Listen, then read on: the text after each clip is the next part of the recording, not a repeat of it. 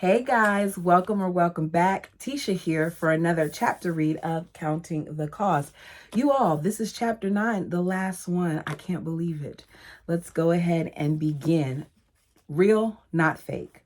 I knew nothing about cocktails, but even from the first sweet sip, I could tell that the pina colada was a good one. It was September 2020, a late December date night for Derek and me, and everything always tasted better when it was just the two of us, sitting side by side in a booth, sharing stories about the boys, sketching future plans like we had on the back porch of our house in El Salvador. But this night, just like this pina colada was special, it felt like a night to celebrate. Israel had just started school. Sending your firstborn off on day one is big enough milestone for every parent, but for me, it felt even more significant.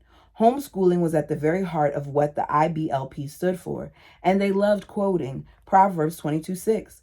Train up a child in the way he should go, and when he is old, he will not depart from it. It was a non-negotiable for any true IBLP member, and it was one of the things that first attracted my parents to Mr. Gother's teachings. Here's a picture of Derek and Jill sitting side by side in 2020. Let me tell y'all something. I'm not that person. When we go to a restaurant, whether you're my man, or you're just my friend, please sit across from me. I think it's so weird. Hey, what are you doing? I don't know what you're doing. No, I want to look across from you so I can people watch and see you. Okay, back to the book. At their homeschooling conferences, resources and training continue to be a big part of the IBLP business model. As a result, not one of my siblings or any of their children had been sent to public school. Really? I've been brought up to view the public school system as dangerous and ungodly, and to view anyone who didn't choose to homeschool their kids as an uninformed or risky parent. Our decision to enroll Israel in public school represented a significant step on my own journey out from the IBLP, an organization that I was finally able to see clearly. Good for her. It was a cult. Yes, it was.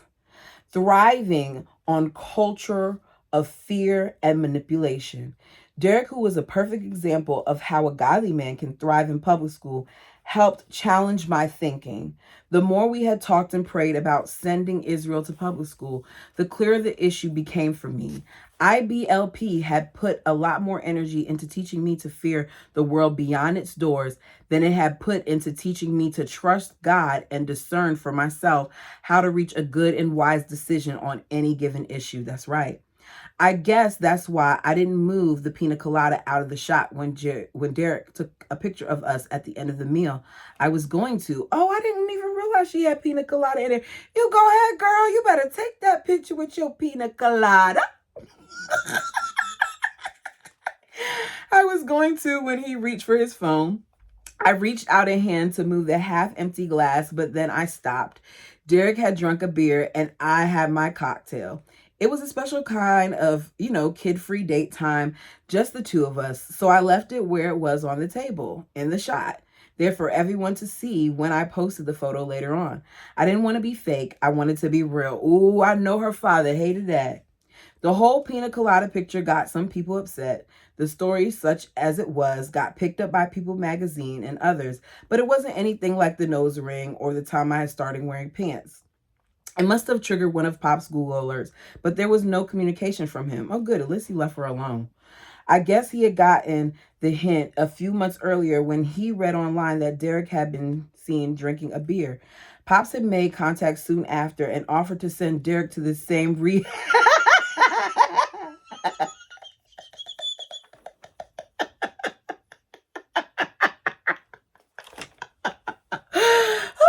Y'all, this man offered to send him to the same facility that Josh went to because he saw a beer. You don't even know if the man's an alcoholic, but because he has a beer on the table, you're going to send him to a rehab place. But you didn't do that for the first few times that your son was doing things he wasn't supposed to do. You see? The same rehab facility Josh had been to in the hope of curing Derek's clearly raging alcoholism. Since he'd never been drunk or even had more than 2 beers in any one sitting, Derek declined. My desire to be genuine had been growing steadily within me for a long time. 2 months had passed since I walked out of the attorney's office with the first check for the money declared to the IRS. Pops left me in no doubt that by pushing him to pay the money we believed we were owed, I wouldn't just be stepping away from the Mad Family Inc. I would be placing a large barrier between me and the rest of the Duggar family and giving Pops control of the narrative my siblings would likely hear. See, this is the difference between me, because you didn't have an NDA, so I would have spilled everything. And it would have been what it was either way, because her father is clearly going to try to ice her out in various reasons. But because Jill and Derek are operating from a standpoint of forgiveness, I feel like they're going to tolerate and let certain things slide that unfortunately I'm not at that place to do. They're bigger people than me. It was daunting, but I knew that Derek and I had made the right decision. And in the year and a half that followed, my journey toward acknowledging and embracing my real self had gathered peace. At first, things were tough, but for every moment where I felt a sense of relief at getting out from Pops' control, there were a dozen more times when the fear and the guilt felt just as dangerous and painful as they had ever been. We'd left the show. We cut the rope that bound us tight to the family. So by rights, we should have felt at liberty to make new, deep friendships with people. But all I felt was worried, because for her whole life, she was under a microscope and she was taught not to trust people. So now her whole way of seeing things is skewed. There were days when I felt more alone than ever. I recently read the book Boundaries by Dr. Henry Cloud and Dr. John Townsend and found it very helpful, validating, and encouraging. Things had gotten worse in April 2019 when Pop sent me a text that included the words, "Please don't come over when I'm not at home." What did he fear would happen if she came over when he wasn't there? Did he think that maybe she would be seen by her siblings as being from out of the umbrella of protection and thriving? Like, what did you think she was going to teach them or do while she was there? We had already started to feel uncomfortable hanging out at the big house. Sometimes it felt like we'd have to get the courage up before hanging out with some of my family members in any setting. Even Derek was starting to feel the pressure, which manifested itself in the form of an all-out panic attack around Easter time. Being effectively banned from the big house felt like a reactionary and cruel blow. It was. Yet, in the middle of those dark times, one thing never failed to be grateful for was the chance to continue seeing Ray for counseling every week. He was a voice of calm in the storm, a steady, unchanging presence when everything else was in the state of decay. Thanks to him, I learned a lot about myself, especially when it came to the issue of trusting people. Pops had always warned us about talking to people outside the family and even advising us against speaking to those inside the family at times. So I'd always found it difficult to be honest with people about things I was struggling with because she had to suppress so much. I was hardwired to be wary, and after everything that happened with In Touch magazine and the story of Josh's abuse, I found it almost impossible to open up to people. Have you heard of the word attunement? Ray asked us one session. Derek and I both looked blank, so he went on to explain about the importance of couples learning to communicate with each other on a deep emotional level, becoming attuned. Instinctively, I liked it, and Derek and I added the word to our vocabulary. We needed it. Somehow, throughout all the chaos around the show and with my family, we stayed strong together. We've been united through all the turmoil, but we still needed help. By introducing this idea of us being attuned to each other, Ray helped us to communicate on a deeper level than we'd been on before. He knew how to challenge us, encouraging us to talk with others. He advised us to pick a small circle of close friends who we trusted and start talking with them. He also gave us better tools to help us open the lines of communication with my family. For our homework one week, he said we should draw a target. Write the names of the friends and family inside different rings of the target, with the middle being your closest and most trusted relationships, to the widest being the more distant ones. This exercise will help you visualize your relationships, and it's okay if it takes a while to figure out. Those relationships will change at different points in your life, and that's okay too. So theirs was a target. Mine made me do a well and a drain. So have the people that fill you up on one side and the people who drain you or take from you on the other. And even with that, sometimes you see that it varies. And then you have people who always toe the middle. Yeah, I like this exercise though. It was harder. Oh Lord, look at the book. The book just falling apart at the end. It was harder than I thought. And I almost felt guilty not putting all of my family in the inner circle, but it brought clarity and it was helpful. It was a helpful, practical step for us as a couple to verbalize and decide which relationships we felt safest in and in which ones we needed healthier boundaries. Take a risk. Ray told us when we discussed next week's exercise. He advised us to cultivate close friendships and talk with some of my siblings about problems we faced. If you can share a little bit more about the things you're struggling with, it gives them permission to do likewise. It wasn't easy. After so many years of being warned not to stir up contention among the brethren, I was pre-programmed to keep my thoughts to myself. But as soon as I opened up for the first time saying yes to one of my brothers when he told me he liked a girl and asked if he could come over and get my advice on how he should navigate the relationship without Pops taking control, I realized two amazing things. First, that maybe the act of talking about the tough journey that we've been on could actually be of help to some of the people I love most and help them avoid some of the same problems we face. Second, when I did talk about it, the sky didn't fall in. And just like drinking a pina colada on a date with my husband, God wasn't angry with me. Muscle memory told me I was sinning, but common sense, long and deep conversations with Derek, as well as my own Bible study, prayer life, and conversations with other Christians, told me that I was actually okay.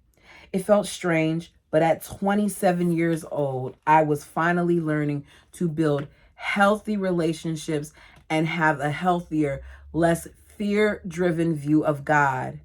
And I was realizing it was a whole lot harder to walk the straight and narrow Christian road and live with balance than to fall to extremes.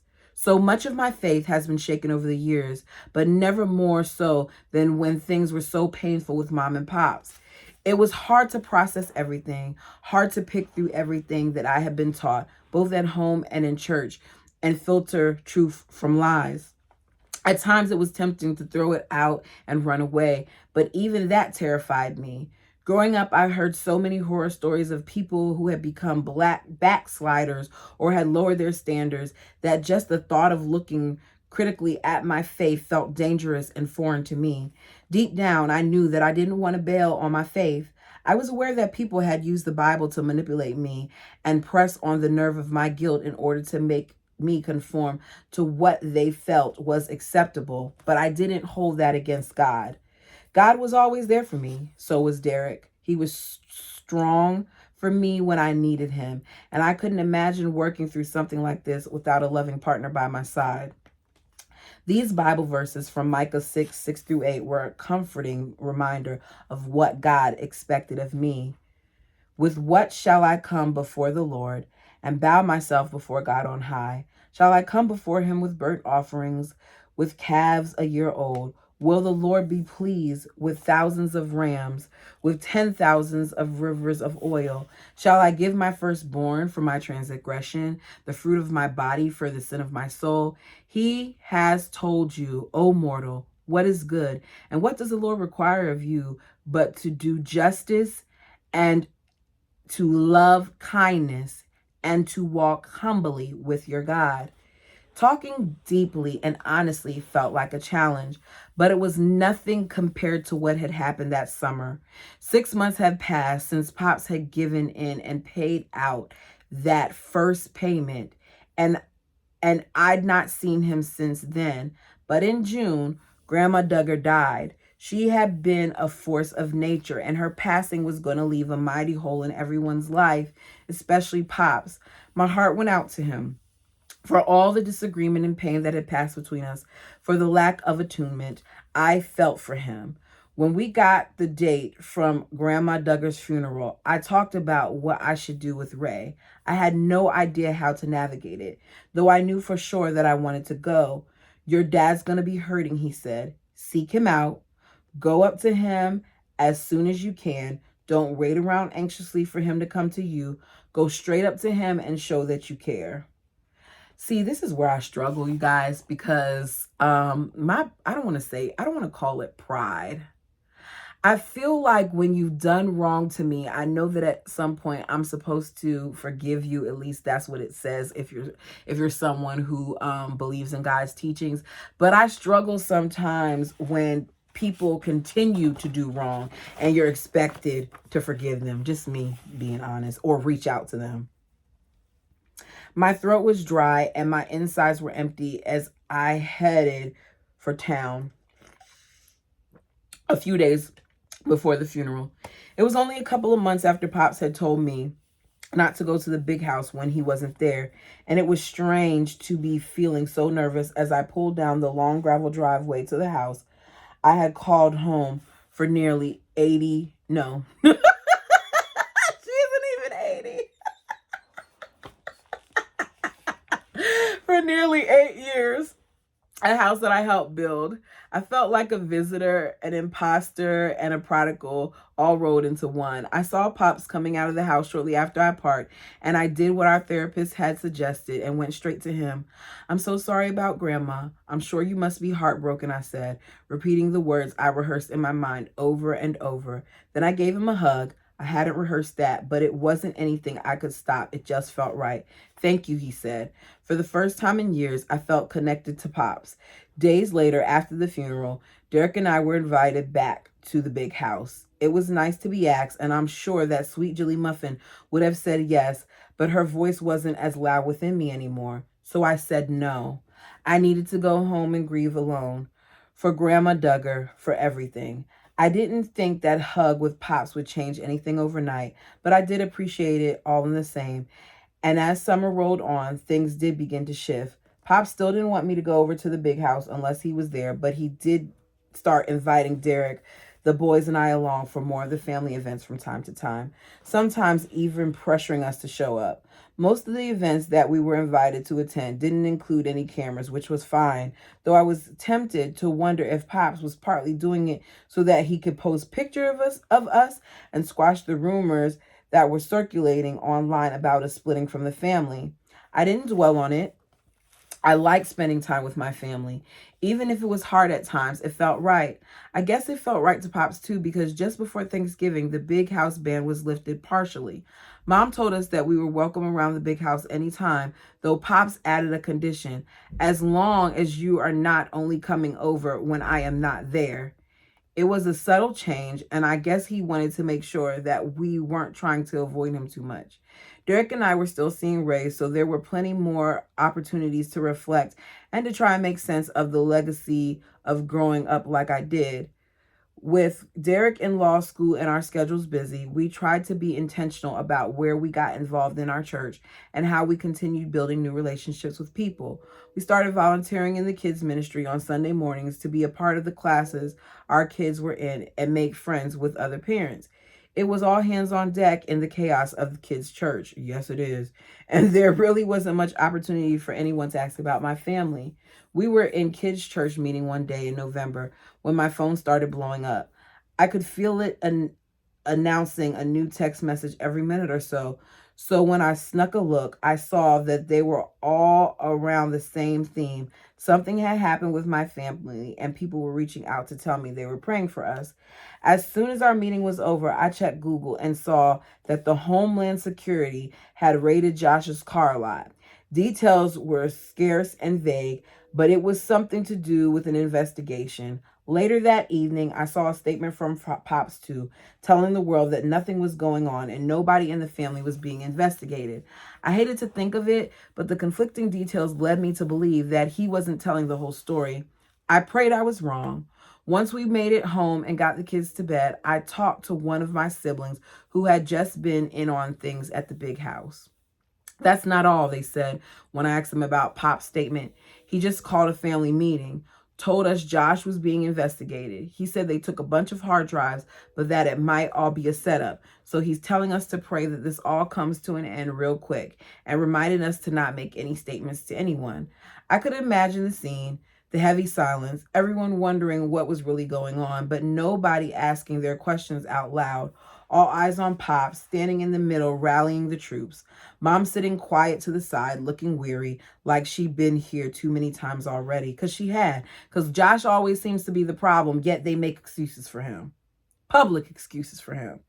For weeks, online rumors danced like a campfire. I stayed away from the gossip, but I was aware that some people were saying that since it was Homeland Security investigating, it must have been an immigration issue.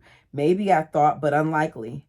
Mostly, I tried to ignore it all. I was grateful for the distance between me and the show, grateful that I wouldn't be called upon to do my bit to defend Pop's other baby.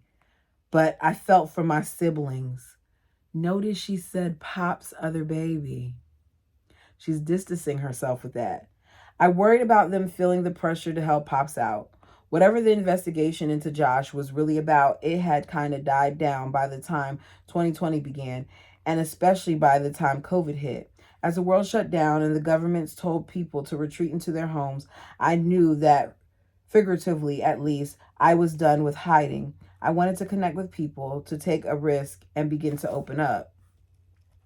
By late summer 2020, COVID was still a risk, but I was grateful for the protocols our local public school district had in place to create a healthy environment for the kids to still be able to attend school safely. So those first few days, as I prayed over Israel and kissed him goodbye and watched him run into kindergarten, I was thankful. Thankful for God's direction and my husband's wisdom and support as we prayerfully made decisions together as a couple of what was best for our family. Man, that was a really terrifying period. And I remember I was so happy when the school shut down and they had to, do school from home, even though it did add a different layer of complications, especially for people with younger children. I just was like, the way that this thing is spreading, yeah, you can come home. And though I wasn't terrified of sending Israel into public school, I'd be lying if I said I wasn't at least a little nervous. Maybe that's why the date night pita colada tasted so good. It wasn't just Israel starting a whole new chapter in his life. I was too. Being involved in reality TV does strange things to your relationships. It almost denies you the right to choose who is close to you and who isn't. In the way that our therapists challenge us with this exercise, there are times when it seems that everyone feels entitled to be in your inner circle with full access to your life. It also leaves you in a catch-22. After years of having to share almost every aspect of our life with the show, you crave privacy. If you keep quiet and you try to hide away, people just spread more lies and rumors about you. If you defend yourself and try to set the record straight, criticized and deemed to be unworthy of privacy. It's an impossible choice, and there isn't a pain-free option. For Derek and me, the truth mattered. We've always known that some people will dislike what we say, do, or believe, regardless of the truth. We can't change them, and we have to accept that. But everyone deserves to hear and be able to share the truth. We both knew that there was more to being real than posting photos on Instagram, and we wanted to go further than laying a few breadcrumbs and hoping that people would figure things out for themselves. We wanted to find a way to put our therapist advice into practice. So, having thought about it for a while, in October 2020, we decided to shoot a video of the two of us talking about where we were on a few issues. I didn't see that video.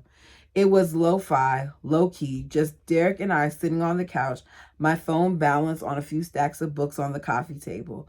We set it up like a Q&A and worked through a range of questions. Why did we leave the show? Has there been some distancing with the family, and why? Do you see a change in yourself since therapy? It was a bit hard and a little painful, but it felt good to be honest with people. We uploaded it and waited for the reaction. Viewers left kind, encouraging comments. People magazine picked up the story, and we sat down for an interview with them. But the response I was most curious about was Mom and Pop's. They didn't comment at all. We were relieved. On Friday, March 5th, 2021, Derek was at home doing some remote learning. Israel was at school, and I had been reading to Samuel and working on some other projects when there was a knock on the door. Two men were standing there, one in his late 30s, the other in his mid 40s. Oh, goodness, please don't let this be anything bad, because the girl done been through enough. Both were wearing dark colored shirts. Both looked serious. Jill Duggar? Yes. We're from Homeland Security. Can we ask you some questions about your brother, Josh Duggar? I told them I'd want my husband to be able to talk with them as well, but that he was busy right now. So I took their card and promised to call them back to arrange a time. 3 days later, they came back as agreed. At first, the questions were all about Josh's business, his car lot, who worked for him, and more. I tried my best, but I knew next to nothing about his car lot. I'd driven past it a bunch of times, but I don't think I ever visited him there. I'm sorry, I can't be more helpful, I said. There was a pause. Then what about the abuse incident? I don't want to talk about that, I said. Why? It was my turn to leave a pause. Time to be real, not fake. I guess 2 reasons. 1, because we have pending litigation with all of that. And 2, I just don't want to go there. I'm sorry, but that's just the way it is. When the In Touch story had been published in 2015, my experience with the paparazzi left me feeling traumatized and panicked. It took years for the wounds to begin to heal. I still wasn't able to relax at home without compulsively checking every car parked on the side street. They kept coming, and they would always try and tie in the earlier abuse to their stories, renewing my trauma. And this is the part of what I was saying about how I wish they weren't able to do that. Talk about what you want, but they shouldn't be able to release those type of things. I just think that's a bit much. Every year or so, just when I thought I'd gotten used to life without them, they'd be there, waiting outside the house as I came home, following me when I went into town. One time, they snapped Derek when he came back from a run, which ended up accompanying the story. Disgraced Derek seems to have a lot of time on his hands after being fired from Counting On. I guess I should have seen it coming. With Josh's investigation not going away, the paparazzi were bound to come back. It happened a month after Derek and I spoke with the men from Homeland Security. Derek was out at the time, and I was at home with the boys. Someone rang the doorbell, and I just assumed it was a delivery. As soon as I saw him standing on the doorstep, I could tell. The travel crease closed, the fake smile that didn't reach his ratty eyes, but no camera that I could see. "Hello, Jill," he announced, his voice with a thick London accent. "I'm from the Sun. Do you know your brother's about to be arrested? Do you know your brother's?" It says BRUVVERS. So y'all see I'm not trying to be funny. Any comment? I was polite, but said, "Sorry, no comment," and shut the door. Then I tried to remember how to breathe. Josh was arrested 3 days later. From that point on, I felt like I'd been hurled straight into a hurricane. Within hours, one of the Homeland Security guys called to tell me that they were releasing my entire interview to the defense. They were obligated to do it, but I hated it all the same. I was being dragged back into the drama, and I felt powerless to stop it. So it's good that she didn't say anything, because then it would have been re-released. A week after the arrest, Derek and I watched Josh's detention hearing online. Derek told me to expect it to last an hour. Instead, it took 6. We learned a lot that day about what Josh was being accused of. Charges related to him downloading child sexual abuse material. These charges were way more serious than I expected, and I was in shock to hear how terrible the crimes he was accused of were. And when the agent from Homeland Security testified about how the day they raided Josh's car lot, I was shocked by Josh's initial reactions to the raid. He seemed nervous, even asking, "What is this about? Has someone been downloading child pornography?" Unsurprisingly, TLC canceled the show again, and this time there was no high-profile exclusive interview that could get it back on track. The time of the Duggars being a filming family was officially over. I tried to keep myself focused on the boys, to not let whatever was happening with Josh triggering me into feeling anxious or panicky again. It wasn't easy, but all those hours Derek and I had spent in therapy helped. I reminded myself often that this wasn't a repeat of the original investigation or the In Touch story. It wasn't easy since there was a media frenzy surrounding every step of Josh's legal process, and the earlier In Touch article was brought up in nearly every story. But I can make my own choices. I did not have to get caught up in the family drama anymore. In August, I found out that wasn't strictly true. Over 5 years had passed since my sister and I had started our lawsuit against the city of Springdale, Arkansas, Washington County, Arkansas, Kathy O'Kelly, Ernest K. Rick Hoyt, In Touch Magazine, and its parent company, BAUER. The defendants had done their best to slow things down over the years, but things were coming to a close. We were told that a court date had been set for December, and as a result, my sisters and I, along with some of our husbands, had to give our depositions. I was terrified. Knowing that I was going to be questioned by lawyers for hours and give my account of what happened sent me back to some of my most anxious moments, to El Salvador, to Megyn Kelly, to the original investigation where I thought that one wrong word from me and we'd all be taken away from mom and pops. In the days leading up to my disposition, I couldn't focus, couldn't eat without feeling nauseous, or sleep without falling into a nightmare. Getting out of bed was too much. My stomach felt like it had been wrapped up tight with razor wire. For years, I tried to bury so much of the pain. I thought I dealt with it, but now it was back, and it was more terrifying than ever. No, hun, you never really dealt with it. You were just beginning to. If you didn't start therapy until you were 27, by this time, you're just beginning to. And it is an ongoing thing. My deposition lasted 7 hours. Every second felt like torture. When it got to be so much, I thought I might scream. I'd excuse myself and go into the bathroom. I tried to get rid of the fear and the pain, but all I could do was dry heave over the toilet to try to muffle my screams with a pillow. Goodness gracious. When it was over, I hugged the boys and cried in Derek's arms until the room was thick with darkness. Then in September, we found out that we were expecting. After everything that happened with Samuel's birth, I had no idea whether I could even be able to get pregnant again. But there it was, the clear pink line on the test. I was so happy. I was even able to bury the feelings that the deposition had stirred up. Yet the next month, I miscarried. It hit me hard as I grieved the loss of little River Bliss Dillard. I was asking big questions about whether I've had another baby. Part of me understood that if my body wouldn't carry another baby to term, then so be it. You know, there's a lot of women, unfortunately, who've experienced miscarriages. And speaking from experience, it's not easy. So to hear her talk about how this is something that she really wanted, and given how she had that terrible situation happen and how with each one of her deliveries there was complications, to know that she still wanted this speaks kind of to her resilience, if you ask me. Because I know for me, after that, I was like, I already had 2 beautiful, healthy boys, and it was easy to be grateful, but I knew I wanted more babies. I'd seen health specialists who had given me a protocol for managing any possible pregnancy, so I wasn't done yet. The desire hung over me like a shadow. I didn't know what to do with it.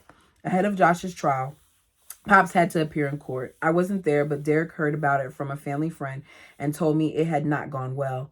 Pop seemed scared and belligerent, indignantly telling the judge, "Are you going to let this happen?" after he'd been questioned that he didn't want to answer about past abuse and the release of information. It hadn't gone down well, and Pops had earned himself a warning from the judge, who happened to be the same guy who was scheduled to hear the case that my sisters and I were bringing. Interesting. It was not a good start. Then in November, just as I was preparing myself for the fact that Josh's jury trial was about to begin, the unexpected happened. We got pregnant again. I was on the prosecution's witness list, which meant that I was supposed to avoid reading about the trial. It wasn't easy. Josh's long fall from grace was national news, and at times it seemed like nothing else was going on in the world. I heard from Derek that there were paparazzi outside of the courtroom and outside the big house. The days were long, but I was glad to be spending time quietly at home with my blinds shut just in case cameras showed up. Just hanging with my boys and praying for the health of new life growing inside of me. At other times, I thought about Josh. I've been told that I could receive a call at any point and be required to testify against him in court the next day. That was a sobering thought, a little terrifying at times, but I was willing to do it. I had thought about what Josh had done and reached a clear conclusion. After years and years of following the family line and trusting Pops when he said that things were better dealt with within the family, I wanted something different to happen. I wanted to know the truth, and I wanted the evidence to come out. And I wanted Josh to be put away for a very long time. I felt angry at what he'd done, so much anger it burned. He had hurt innocent children by his actions and then continued to avoid responsibility, which is what he was able to do his whole life. I felt sad too. Sad that Josh had become such a monster. Sad that even with all the chances Josh had been given to change, he had thrown them away as he continued down a dark, terrible road. Like the rest of the world, I was finally able to see my eldest brother for what he was, a man unable to control himself, totally detached from reality of how deeply he was hurting others. The more I thought, the more I realized how much I missed my innocent childhood. The days when we used to just run around and play, picking fruit from trees that filled our yard. Back when there were just 8 of us, and to me, our little garden felt like Eden. But like the first paradise, sin got in, evil had spread, the innocence was broken. The trial brought up everything from the past as new stories resurfaced the abuse. I felt plagued by this, humiliated just like before, but it was different this time. I had a stronger support system of friends. I was learning how to be vulnerable with them about family, and I knew for my own mental health that I couldn't live in isolation this time around. And in return, for the first time ever, I felt overwhelmingly supported. Friends checked in on me and let me know they were praying. They sent coffee or ordered dinner for my family when I was feeling drained by my pregnancy. I didn't have enough energy to do anything. It didn't make the problems go away, but it did give me the strength to press on. And it wasn't just my friends. Some of my siblings started to reach out. For the first time, it was clear that some of them were beginning to be skeptical of the narrative they've been hearing at home. As they looked for themselves at the Duggar family spectacle, they started to ask their own questions. I hated to be walking through such a painful experience again, and I hated that it had dragged my entire extended family into it. But I was thankful that I could look back and notice the growth, the positive changes in some areas of my relationships and in myself, and that gave me more hope for the future. Toward the end of the trial, I was told that I was no longer going to be needed to testify. The prosecution has presented all that they needed to present, and my testimony was no longer necessary. I exhaled with relief. Probably cried a little too, especially when Derek got home from the trial that night. "What are you going to do?" he asked. Being off the witness list meant I was free to visit the court. "Are you going to come?" I wrestled with it a bit before making this decision. It was almost impossible to spare the pregnancy nausea from anxiety nausea. And as I walked into the courtroom and sat quietly on the bench beside Derek, I had to take a moment to catch my breath and keep my head from spinning. When I was able to look up, it hit me how strange it all was. Josh was sitting with his legal team, looking like he was facing nothing more serious than a parking violation, because he's not fazed by anything because he's so used to getting out of everything. There were the family members, Pops, Jessa, Joy, and her husband, Austin, Jason, Justin, and his wife, Claire, as well as Josh's wife, Anna. They all looked like they were attending a funeral. They were pale, exhausted, beaten. Then there were all the journalists, outnumbering everyone else. They were watching all of us, studying and analyzing our every move. I'd never been in a room where I felt so claustrophobic. Never felt the urge to run quite so strong within me. But I didn't run. I stayed and listened to them summing up from both sides. More than once, I squeezed Derek's hand. 3 from me, 4 from him. I love that they kept that. Before this latest scandal, there was a part of me that had hoped Josh would change, or that at least he might actually want to change. But as the truth about his actions had emerged, I become concerned for who else might become a casualty if he was allowed to continue on as he was in the world. It was becoming increasingly clear that the safest place for Josh and those around him was prison. In the past, he had apologized for looking at adult porn. Now that he had walked into deeper and darker sins, he seemed to grow less remorseful. He never admitted the crimes he most recently committed, never expressed any guilt or remorse. Maybe he was actually worried this time about the very real potential consequences that faced him. I don't know. But the whole thing made me feel sick to my core. I decided against going back to court the next and final day. I'd seen enough on that one day, heard enough of evidence, talked with enough people to not feel the need to return. Besides, I was exhausted and didn't want to do anything to jeopardize the baby. But Derek was there for the verdict, and soon after the verdict was handed down, he called me. They found him guilty, he said, but I'd been keeping up with the news from my phone and I already knew. For a moment, I didn't know what to say. After so many words, so many secrets, and so many lies, it was hard to put what I felt into syllables. In the end, all I could manage was, I think they got it right. Later, Derek and I sat at a laptop and started to type. We wanted to put a statement out on our family blog, and we wanted to do it quickly. I knew exactly how I wanted to start, and Derek watched as I typed. Today was difficult for our family. Our hearts go out to the victims of child abuse or any kind of exploitation. After that, I hit a block. I tried a few lines, but they just looked all wrong on the screen. What do you want people to know, Derek asked. I closed my eyes. That we've been lied to so much, but that finally today we got the truth. Y'all, I said that was it, but guess what? We got a little bit more, and guess what? I'm not going to read it today. Tricked you. I tricked me too, because I thought that was going to be it, but we got one more, and we'll save it for another day.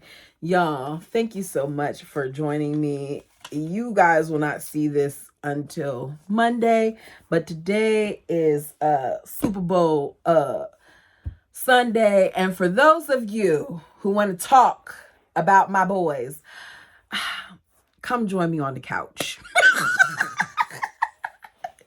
If your team isn't, there, if they're not playing today, come join me on the couch. Now, my man's excited because his team is playing again, and I gotta represent, for the one time, even though mine isn't. I hope you all have enjoyed this chapter. I think that I appreciate that Jill is telling her story and still trying to remain respectful to those in her family. As I said earlier, her and Derek are much bigger people than myself, because I think I'd be spraying a lot of them with all of their business. Anyways, if you haven't done so already, please like the video, please comment and subscribe. And until next time.